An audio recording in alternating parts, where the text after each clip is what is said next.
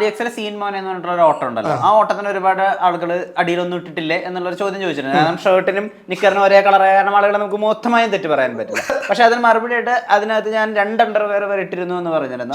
ആ സ്റ്റേറ്റ്മെന്റിനോട് എത്രമാത്രം സത്യമാണ്. എന്നെ പേടിച്ച് അവൻ 2 അണ്ടർവെയർ ഇട്ടിട്ടാണ് അതിന്റെ മേലെ നിക്കർ ഇട്ടത്. അത് ഇവിടെ ചെക്ക് ചെയ്യും.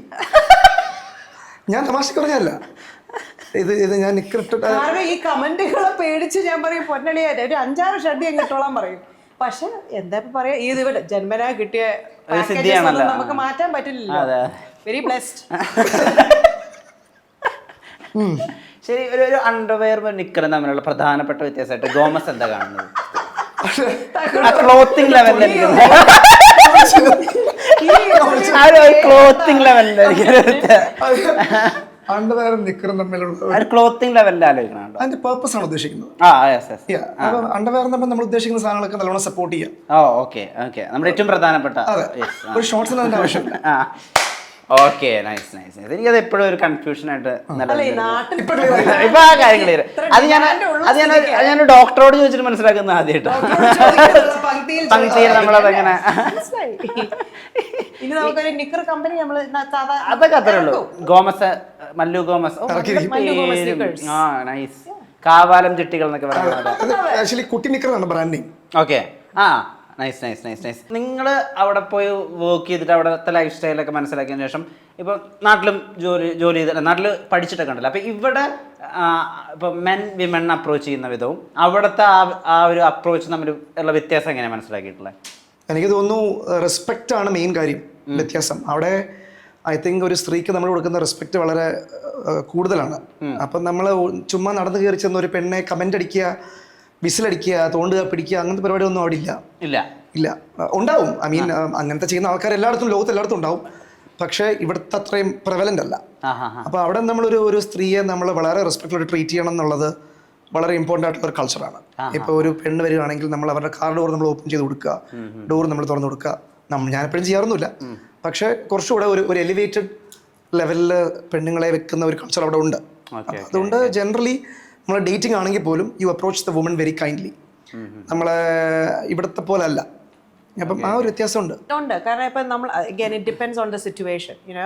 ഇപ്പം നമ്മളിപ്പോൾ ഒരു ഡേറ്റിന് പോവുകയാണെങ്കിൽ ഓബ്വിയസ്ലി അതിനകത്ത് ആ ഒരു സെക്ഷൽ ചൊവ ഉണ്ടാവും. പക്ഷെ അതും it is very respectfully done. ആ നാട്ടിൽ എനിക്ക് തോന്നുന്നു നമ്മൾ ഒരുമാതിരി കടിച്ചു പിടിച്ച് തിന്നാൻ പോകുന്ന മാതിരി ആ ഒരു ലസ്റ്റ് മാത്രമല്ല, there is so much more to it അല്ലേ. ആ ലസ്റ്റ് മാത്രമല്ല നമ്മളൊരു പെണ്ണിനെ കാണുമ്പോൾ yes, or it has to be about the love or the respect you feel for that person. അത് ഇറ്റ് ഇസ് വെരി അഗൈൻ ഞാൻ പറഞ്ഞ പോലെ it depends on the situation. നമ്മളിപ്പോൾ ചുമ്മാ ഒരാളെ റോട്ടിൽ കൂടെ നടന്നു പോകുമ്പോൾ വീണ്ടും ലസ്റ്റ് മാത്രമായിട്ടല്ല നോക്കുന്നത്, ആ സ്ത്രീയെ നോക്കുന്നത്. ചിലപ്പോൾ ആ പെണ്ണിട്ടിരിക്കുന്ന ഉടുപ്പ് നല്ലതായിരിക്കും. So then he is free to tell me, ആ പെണ്ണിട്ടിരിക്കുന്ന ഉടുപ്പ് കണ്ടോ, അത് ഏതാണെന്ന് അറിയുകയാണെങ്കിൽ നിനക്ക് വാങ്ങിച്ചു തരായിരുന്നു. So I think that is a basic difference. Okay. ഈ അമേരിക്ക പഠിച്ചതുകൊണ്ട് ലവ് പറയാൻ വേണ്ടിയിട്ട് ഐ ലവ് യു എന്നല്ലാതെ വേറെ കാര്യങ്ങൾ, വേറെ രീതിയിൽ എക്സ്പ്രസ് ചെയ്യാൻ എന്തെങ്കിലും ക്രിയേറ്റിവിറ്റി വർക്ക് ആയിട്ടുണ്ടോ? ഇല്ല. ഞാൻ പലപ്പോഴും ചോദിച്ചിട്ടുണ്ട്. തുടക്കത്തിലൊക്കെ പൂക്കള് എനിക്ക് റോസസ് ഭയങ്കര ഇഷ്ടമാണ്. വാലന്റൈൻസ് ഡേ എവിടെ, എന്റെ റോസസ് എവിടെ, അതിനെ ചൊല്ലി നമ്മൾ കുറെ അടികൂടിയുണ്ട്. പിന്നെ ഒരു 3-4 വർഷം കഴിഞ്ഞപ്പോ മനസ്സിലായി ഇതെങ്ങും പോകുന്നില്ല. അതോടെ നമ്മളത് വിട്ടു. Guys, I don't believe in gifts and flowers. അല്ല, ഗിഫ്റ്റ്സ് ആൻഡ് ഫ്ലവേഴ്സ് ഇഷ്ടംപോലെ കൊടുക്കും. പക്ഷെ ഞാൻ അങ്ങനത്തെ ആർക്ക് ഇവിടെ ഒന്നും കിട്ടിയില്ല. ഇത് ആർക്കാണ് നീ കൊടുത്തത്? ഫ്ലവേഴ്സ് ഞാൻ കൊടുക്കാറുണ്ട്, പക്ഷെ not as much as she wants. Okay. ഇപ്പം അങ്ങനത്തെ ചില കാര്യങ്ങളൊന്നും ഇപ്പം എനിക്കവിടെ വിശ്വാസം തോന്നണമല്ലോ. ഇതിപ്പം ജനുവനാണെന്ന് എനിക്ക് തോന്നുന്ന കാര്യങ്ങൾ ഞാൻ ചെയ്യാറുള്ളൂ. ഇപ്പം നമ്മൾ എൻഗേജ്മെന്റ് സമയത്ത് നമ്മൾ പറഞ്ഞത് എനിക്കൊരു ഡയമണ്ട് റിംഗ് വേണം, അത് അവിടുത്തെ ഒരു വലിയൊരു കൾച്ചറാണ്. നമ്മൾ ഡയമണ്ട് റിംഗ് എൻ്റെ കൾച്ചറിന്റെ ഭാഗമല്ല. എനിക്ക് നിനക്ക് ഡയമണ്ട് റിംഗ് മേടിച്ചാൽ പൈസ ഉള്ള സമയത്ത് ഞാൻ മേടിക്കാം, ഇപ്പം എൻ്റെ പൈസ ഇല്ല. So we'll wait for money and then we'll buy it. അങ്ങനെ പറഞ്ഞിരുന്നു അല്ലേ? അത് നല്ലൊരു കാര്യമാണ്. കാരണം നമ്മുടെ അവസ്ഥ എന്താണോ അത് കറക്റ്റായിട്ട് പറഞ്ഞത് അറിഞ്ഞിരിക്കണം എന്നുള്ളതും. കാരണം ഇപ്പം നമ്മൾ പോപ്പ് കൾച്ചർ, അവിടുത്തെ കൾച്ചറെല്ലാം കാണുമ്പോൾ ഇവിടെ പറയുമോ എനിക്ക് ഇങ്ങനെ റിംഗ് വേണം, ബടി വേണം, കുട വേണം. നമ്മുടെ അതൊന്നും നമ്മുടെ ഇല്ല. നമ്മുടെ ഇതാണ് ഉള്ളത്. കുട വാങ്ങിച്ചു കൊടുത്തിരുന്നു. കുട തനിയെ മേടിച്ചതാണെന്ന് തോന്നുന്നു. ഇപ്പം ഇത്രയും കാലത്തെ ജേർണിയുടെ അകത്ത് ഇപ്പം ഒരുപാട് ആളുകൾ പുറത്ത് ലവ് ചെയ്യുന്നുണ്ട്. ഇവൻ വീഡിയോ കാണുന്ന ആളുകൾ മാരി ചെയ്യാൻ ഉദ്ദേശിക്കുന്നുണ്ട്. അവർക്ക് കൊടുക്കാനുള്ളൊരു അഡ്വൈസ് എന്നൊന്നും പറയാൻ പറ്റണ്ട, ഒരു ലൈഫ് ഹാക്ക് പോലെ പറയാൻ എന്തെങ്കിലും ഉണ്ടാവും? B realistic with your expectations and communicate openly. അതാണ് എനിക്ക് പറയാനുള്ള കാര്യം. കാരണം നമ്മൾ ഇപ്പം ഡേറ്റ് ചെയ്ത് നടക്കുന്ന ഒരു കാലത്ത് നമ്മൾ പറയുന്ന കാര്യങ്ങളല്ല മാരേജ് കഴിയുമ്പോൾ ആപ്ലിക്കബിൾ ആവുന്നത് അല്ലേ. നമ്മൾ ചുമ്മാ സോളി നടക്കും, നമ്മൾ അവർക്ക് വേണ്ടി നമ്മുടെ സ്വഭാവം മാറ്റും, അതൊക്കെ നമ്മളെല്ലാം കല്യാണം കഴിയുമ്പോൾ അതെല്ലാം അങ്ങ് മാറും. And then you really are talking about A different person. അപ്പോൾ ഞാൻ പറയുന്നത് നമ്മൾ ഡേറ്റ് ചെയ്യുമ്പോൾ തന്നെ നമ്മൾ എന്താണ് എനിക്ക് ലൈഫിൽ വേണ്ടത്, എന്താണ് എൻ്റെ ചാലഞ്ചസ്, എൻ്റെ ഡൗൺ സൈഡ്സ് എന്താണെന്ന് ആ മറ്റ് വ്യക്തിക്ക് കൂടെ കാണാനൊരു അവസരം വേണം. ചെയ്യാൻ എന്താ വിചാരിക്കണം? സെയിം തിങ്, ആ ഒരു മെച്യൂരിറ്റി ഒബ്വിയസ്ലി വേണം. എപ്പോഴും നമ്മൾ സന്തോഷമായിട്ടിരിക്കണം എന്നില്ലല്ലോ. You will go through hard times too. So അവിടെയും നമുക്കൊരു റിയലിസ്റ്റിക് എക്സ്പെക്ടേഷൻ വേണം. നമ്മളിപ്പോൾ ഒരു when you going through a hardship, how do you want your partner to react ചെയ്യും. ഇപ്പം ഞാൻ വിഷമിച്ചിരിക്കുവാന്നേൽ how do I want Tenny to react to me, you know? നമ്മൾ രണ്ടുപേരും we bounce off of each other's energy. Most of the times നമ്മൾ ഒരു ഭയങ്കര bubbly, രണ്ടുപേരും ബബ്ലിയാണ്. അപ്പം ഞാൻ upset ആയിട്ടിരിക്കുകയാണെങ്കിൽ Tenny has to be the one to like push me out of it. വേഗം വന്ന് എന്തെങ്കിലും തമാശയൊക്കെ പറഞ്ഞ്, you know, it's the same thing with him. When I see that he has had a rough day from work or whatever, ഞാനായിരിക്കും I'll be the one, okay, നമുക്ക് you know നമുക്ക് അത് എഴുതി അല്ലെങ്കിൽ കോമഡി കാണാം, അല്ലെങ്കിൽ just start talking comedy, you know. അത് again realistic expectations ആണത്. ഓക്കെ. ഈ എൻഗേജ്മെന്റ് തൊട്ട് മുമ്പ് നിങ്ങൾ സംസാരിച്ചിരുന്ന ഒരു സമയം ഉണ്ടായിരുന്നല്ലോ, ആ സമയത്ത് ശരിക്കും പ്രേമിക്കാനുള്ള അവസരം ഉണ്ടായിരുന്നോ? പ്രേമിക്കാൻ അവസരം ഉണ്ടായിരുന്നു വെച്ചാൽ നമ്മൾ കോൺവെർസേഷൻ സ്റ്റാർട്ട് ചെയ്യുന്നത് ഇമെയിൽ വഴിയാണ്.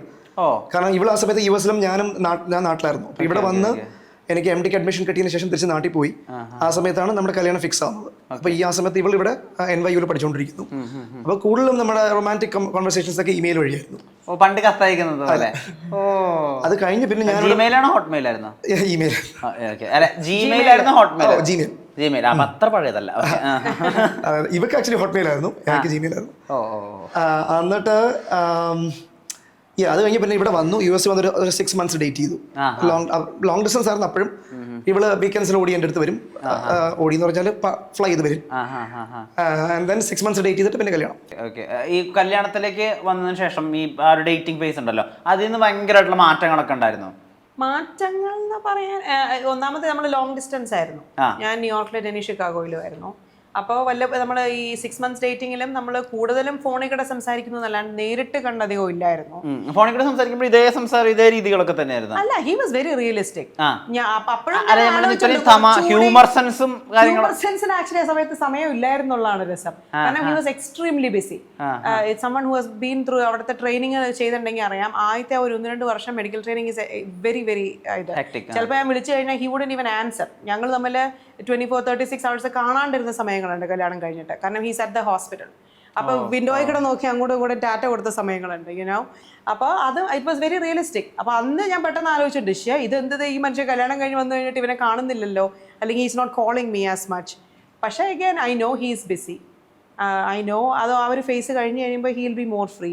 സോ അത് കഴിഞ്ഞ് ആ ഇന്റേൺഷിപ്പ് കഴിഞ്ഞ് കഴിഞ്ഞപ്പോൾ ഫെലോഷിപ്പ് എടുക്കാൻ നേരത്തെ we both sat down and talked how busy do we want our life to be. നമ്മൾ രണ്ടുപേരും ഡോക്ടേഴ്സാണ്. അപ്പോൾ ഏത് സ്പെഷ്യാലിറ്റി എടുത്താലായിരിക്കും നമുക്ക് കുറച്ചുകൂടി എന്താണ് നമ്മുടെ priority. So we both realised, okay, നമ്മുടെ പ്രയോറിറ്റി എന്ന് പറഞ്ഞാൽ we have to have time for each other, we have to have time for the family. അപ്പോൾ ഇപ്പോൾ ഒരു സർജൻ ആവുകയാണെങ്കിൽ you are out of the house most of the time. I know ഞാൻ as a wife won't be okay with that. I have to have my partner with me. അവൻ അധികം നേരം കൂടെ ഇല്ലെങ്കിൽ പിന്നെ ഞാൻ ഇറിറ്റേറ്റഡ് ആവും. അപ്പോൾ I know that is not going to work out. അപ്പോൾ അങ്ങനെ we chose a speciality where we know, okay, you will be busy, but at the same time at least weekends ഉണ്ടാവും, you will have more time with each other എന്നുള്ളത്. So നമ്മൾ career choose ചെയ്ത സമയത്ത് നമ്മുടെ priorities നമ്മൾ അത് മനസ്സിൽ വെച്ചിട്ടാണ് ഞാൻ എടുക്കുന്ന സ്പെഷ്യാലിറ്റി വരെ നമ്മൾ എടുക്കും.